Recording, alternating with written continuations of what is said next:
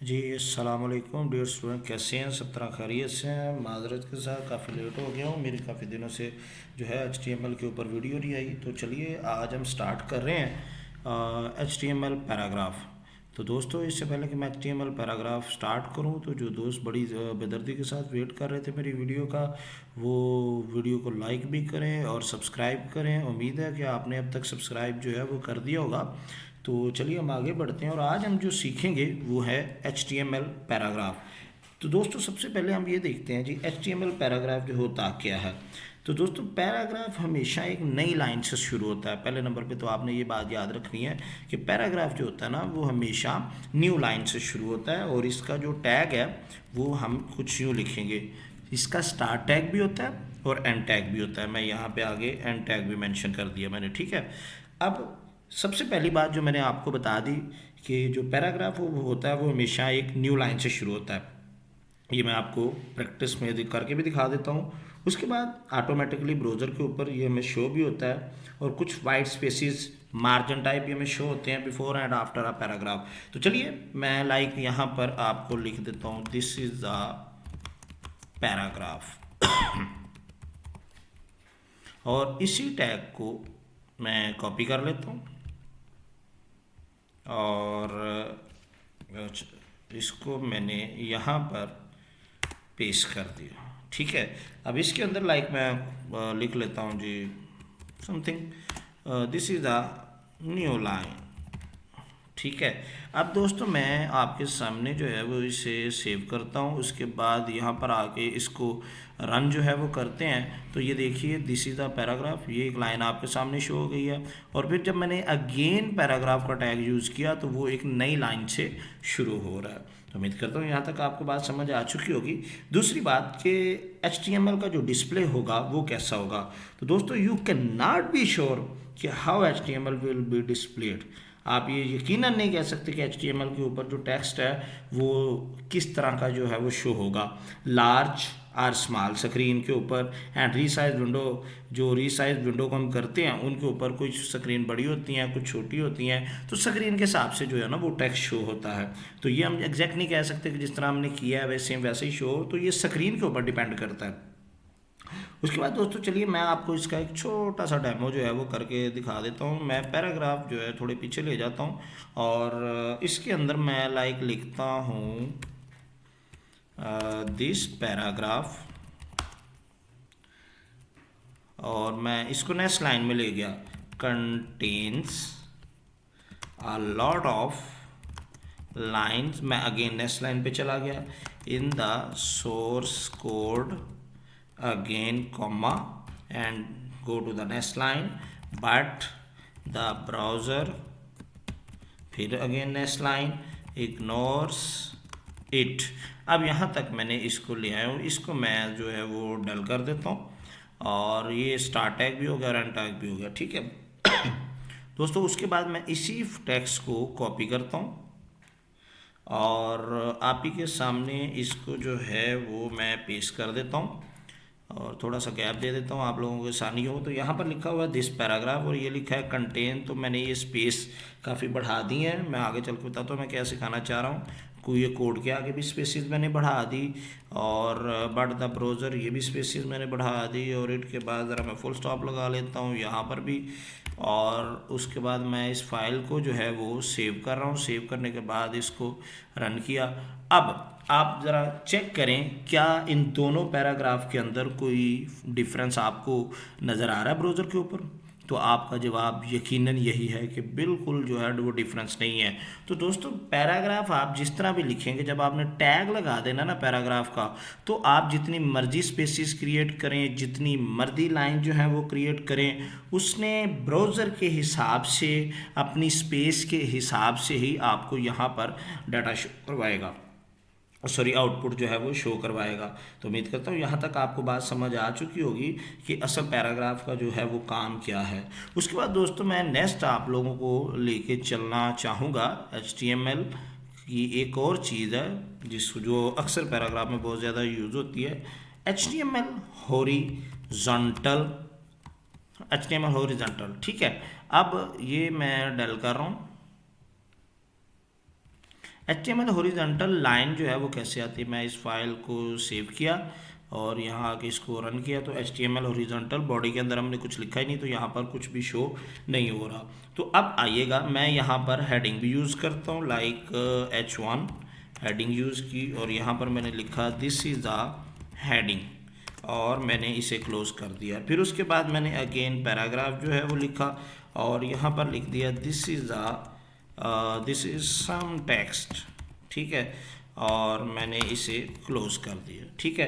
अब यहाँ पर दोस्तों मैंने लिख दिया HR से मुराद क्या है, हॉरिजॉन्टल लाइन, ठीक है। उसके बाद मैंने अगेन जो है यहाँ पर अगेन यहाँ पर मैंने लिखा लाइक हेडिंग 2 ले लेते हैं, हेडिंग 2 में जाके मैंने लिखा दिस इज़ हेडिंग, ठीक है। फिर मैंने इसको क्लोज कर दिया।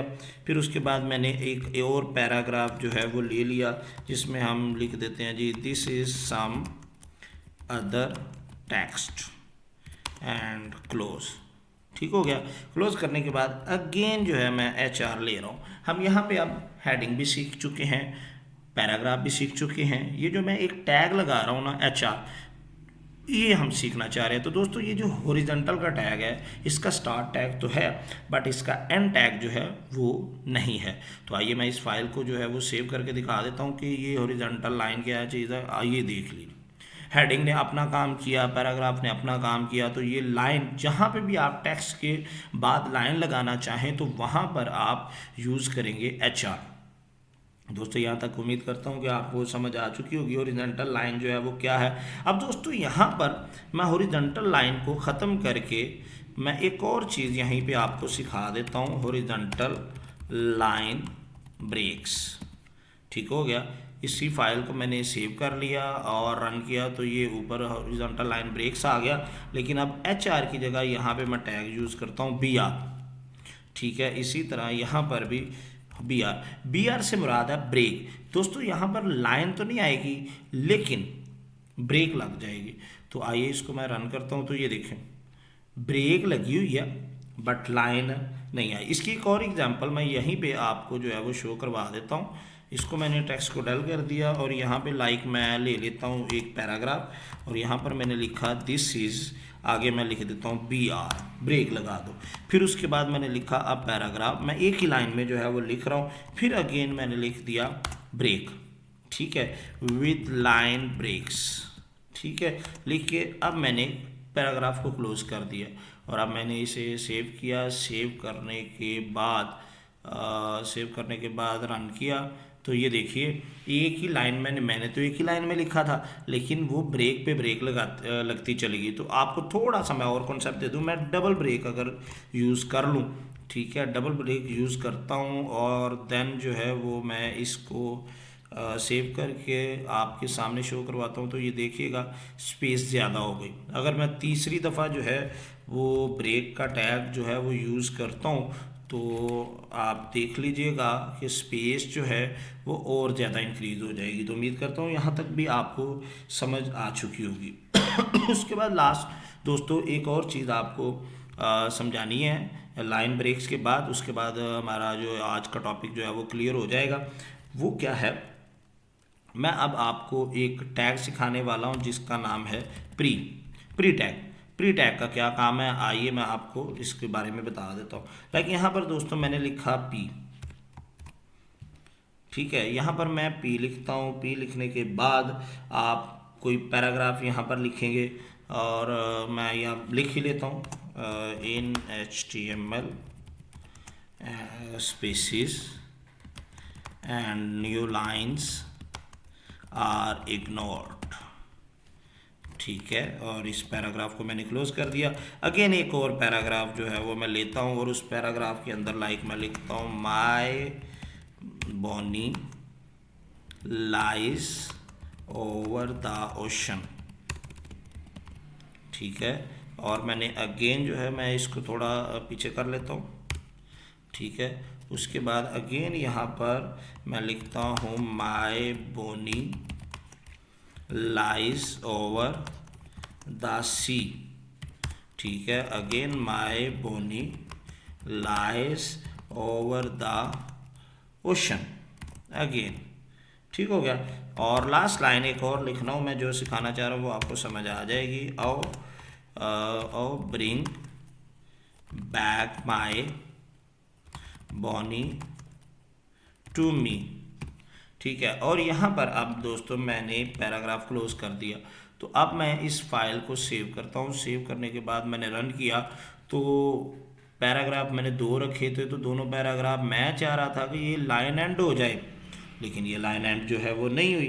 तो दोस्तों अगर कभी आपका माइंड ये हो कि मैं जिस तरह कोड लिखूं, मैं जिस तरह एक टेक्स्ट का फॉर्मेट रखूं, तो सेम वैसे ही आउटपुट में मुझे शो हो, तो उसके लिए दोस्तों सिर्फ आपने करना ये है कि PRE यहाँ पर लिखना है, यानी कि प्री टैग जो है वो आ जाएगा। तो यहाँ पर भी प्री आ गया, ठीक है, और file then save and reload.